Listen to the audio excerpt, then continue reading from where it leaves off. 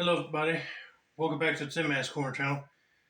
I'm your host, Jeffrey Tin Man Taylor, and today I'll be reacting to another Mr. Nightmare video for you guys. And this one's actually a interesting topic that he's covering on this video. He posted it about a year ago, and it's three scary true stories that happened while watching Mr. Nightmare. Basically, people sent in stories that happened to them while they were watching his videos, which sounds kind of spooky when you think about it. But anyway, I'm going to turn the lights off, move the camera back up here for you guys, and let's get this reaction on the road and in the bag. This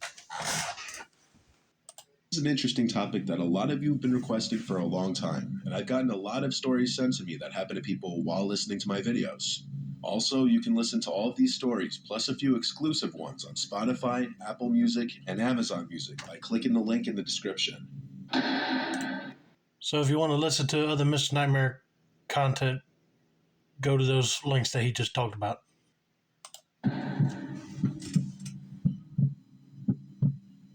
When I was 15 years old, I would sometimes sleep over at my friend JT's house.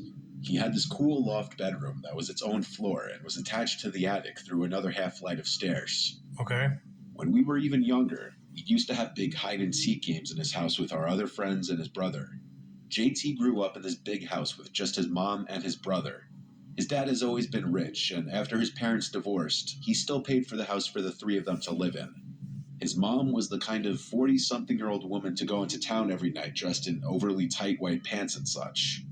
When I was 14, 15, I didn't really realize what she was going out and doing all the time, but it meant he usually had the house to himself weekend nights.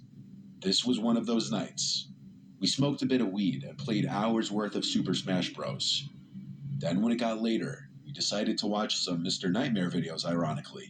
We were on our third video, Pizza Delivery Horror Stories. This, funny enough, made us want to order a pizza, so we called one of the only pizza places around us open past 10 and ordered a pie. As we finished the current video we were on, we started watching a Craigslist horror story video. And just as we were genuinely getting spooked by one of the stories, there was a crash sound from up in the attic. The sound of a box falling over and its contents spilling out. It sounded like plastic toys. JT and I looked at each other and freaked out. We went to pause the video, and JT screamed his older brother's name, who wasn't supposed to be home. It was our first instinct to assume that it was his brother trying to scare us, but that would mean he had been hiding in the attic for hours, which seemed unlikely. Given we were already watching scary videos, this only made the situation even more unsettling. Yeah, that would be scary. Just you're watching Mr. Nightmare video and then you order a pizza and then all of a sudden that happens. And if your brother's not supposed to be at home, it ain't your brother. It'd probably be a prowler or a homeless person snuck up there. JT went up the 5 carpeted stairs towards the little attic door and opened it. He flicked on the attic light and went inside as I stood behind watching. He immediately said he saw what it was. It was a box full of Hot Wheels cars that fell and spilled out a bunch of the cars. He left it as it was and said he'd clean it tomorrow. He left the attic and shut the closet door. Right around that time, the doorbell rang, causing us both to jump again. I guess we were both just really tense given the vibe of everything in the past half hour. We went downstairs to pay for the pizza and grab plates to eat and stuff. We started eating in the kitchen and planned to bring the rest of the pizza back up to his room. While we were downstairs, though, we actually heard a sound from upstairs, like in the attic. The kitchen was below JT's room, and the living room was below the attic, so the living room had a higher ceiling. We walked into the living room to listen, and sure enough, we heard a faint bump that was just loud enough to hear. We again looked at each other with wide eyes. JT said there might be an animal in the attic because he'd seen YouTube videos where raccoons somehow crawl through a hole in the roof. He somehow convinced me to go check it out. I'm not sure why we were making a joke of this. I think because neither of us wanted to admit how freaked out we were. Well, you shouldn't be joking about a scary situation like this. It might be a raccoon and you don't want that thing jumping on you and everything. But let's see what it is. We went back to his room together, and he gave me this huge flashlight. I opened the attic door, and he was right behind me at the doorway. I turned on this huge flashlight that doubled as a radio and stepped inside. I looked at the spilled over pile of Hot Wheels. Then I looked around this city of piles of boxes. "Why am I doing this?" I said back to JT, and he laughed and said, "Just keep looking." I stepped a little deeper into the attic to look behind this tall pile of boxes, and suddenly I felt two hands on my back push me. I stumbled forward and almost fell, and I heard the laugh of JT behind me. I told him he was a dick, but then, I guess in response to my sudden and loud stumble forward, something moved from beyond this other pile of boxes. I stepped up maybe 2 more feet and peered behind the boxes with the flashlight, and I was petrified. There was a guy hunched over behind the pile of boxes, and he looked right back at me. I ran back out of the attic while pushing JT out, screaming, "Go, run!" I shut the door behind us and screamed that there's someone in there. He followed me outside to the neighbor's house, who apparently wasn't home. We waited on the neighbor's stoop as we called 911. Then we called JT's mom, who seemed kind of drunk, and rushed home from her date or whatever she was doing. The police searched the house to make sure it was clear. The back door was left wide open, indicating the man escaped through there and likely climbed one of the fences to a neighboring yard. The man, from what I briefly saw, looked like a young guy, maybe in his early 30s. He had short black hair and facial hair. I was just glad this wasn't my house, because I wouldn't be comfortable sleeping there for a long time. I know JT was scared to sleep in his room for a long time after that. Yeah, I wouldn't blame him. But that is where you're watching a Mr. Nightmare movie, and then a bump in the attic happens, and you just knocked it off to, like the Hot Wheels falling over. Then after that, you eat your pizza and everything, and then a bump happens again, and then you actually see a guy in there. Ooh, my blood would be like shivering cold right now.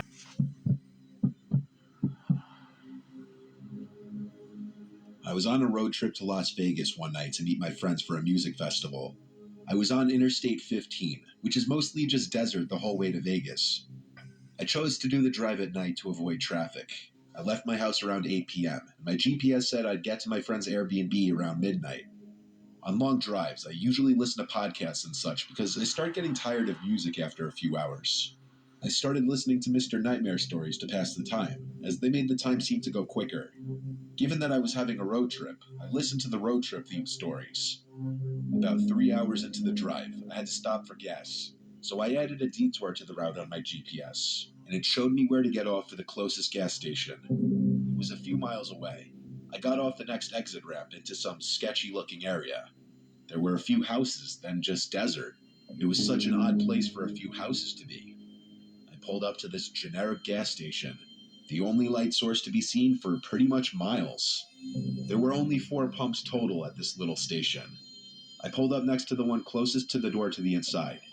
I went inside to pay the worker for the gas and buy a couple snacks. Not to use a derogatory term, but the guy working there seemed like kind of a hick. He had an unkempt, stained-looking beard, some dirty red trucker hat on. The way he spoke was kind of creepy. But out here in the middle of nowhere, I didn't know what else I really expected. He tried making conversation with me, asking where I was from. That struck me as him realizing I'm not from around here. I told him I was from Cali. I asked him if he gets a lot of customers here. Kind of a weird question on my part looking back, but whatever. He said not really, not my kind at least. Then he gave me a gross smile. I had no idea what that meant, but it sounded off-putting and like a creepy flirt. The man then looked out the window toward my car and said, "Is that your friend?" I looked outside and got a glimpse of someone walking quickly into the darkness. It looked like they were just by my car. I said, "No, I don't know them," and asked the cashier what that guy just did. He shrugged his shoulders and said he didn't see. Being admittedly an attractive girl in her 20s, I deal with creepy stuff all the time, so I almost wanted to ask the cashier if he could accompany me outside to make me feel better. Yeah, if you did not arrive with somebody in your car, I would get that cashier to walk you out to your car, even if he does look weird, unless he's stalling her for the other guy to do whatever to her car. I don't know. Let's see what happens. But honestly, I was creeped out by the cashier as well. I went outside to the pump to start filling up the tank of my car. I looked around the empty gas station lot. There was just a humming from one of the lights of the canopy above me and the sound of the cold night breeze. There were no cars or lights as far as the eye could see. Where did that guy go? And what was he doing? I looked at the window of the gas station shop and saw the cashier standing there, looking directly at me. I wondered if he was doing it to make sure I was okay after that sketchy person ran off into the darkness. But that thought was negated when he started waving at me slowly. It was disgustingly creepy, and I wanted to get out of there. I paid for $40 worth of gas. When I was around the 30 mark, I heard something from the small building, like a voice. I looked over to the window, expecting it to be the cashier who made the noise, but he was still inside, just standing at the window looking at me. Then I noticed where the sound came from. There was a man peering his head around the right side wall of the small gas station store. He was waving his hands at me, motioning for me to come over, and I'm pretty sure I saw a creepy smile on his face too. I started waving and calling for the cashier in the store. He didn't move though. He just stood there, motionless, looking at me as I called for him and waved my arms. I looked back at the creepy guy who was peering his head around the corner, and he was still there, but now he wasn't hiding behind the wall anymore. He was standing fully exposed until he noticed me notice him, then started walking towards me. I removed the nozzle from my gas tank and left it dangling. I called at the cashier for help one more time. He still just stood there, motionless, looking at me. I felt my heart in my throat. This was a textbook scene directly from a Mr. Nightmare story. Yeah, I'll say. Just listen to some incidents on some of his videos that had gas station related incidents, and this is another one to add to the list. But yeah, that gas station cashier person ain't even paying you no mind. He must be high on drugs, or he's in with this other dude.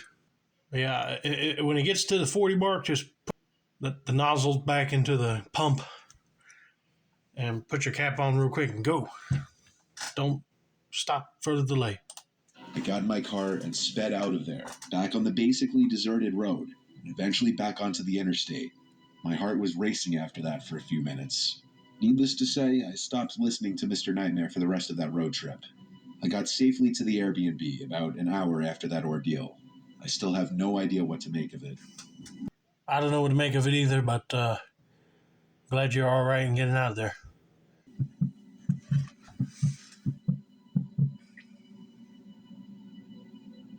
I rent a house in Gulfport, Mississippi. It's a small house, but perfect for one person. I live alone with my dog Gringo. The backyard is big for him to run around in, and the area is pretty nice, right by the beach, too. This happened on a summer night, I think a Thursday. I had just finished preparing my lunch for tomorrow and finished cleaning up the kitchen.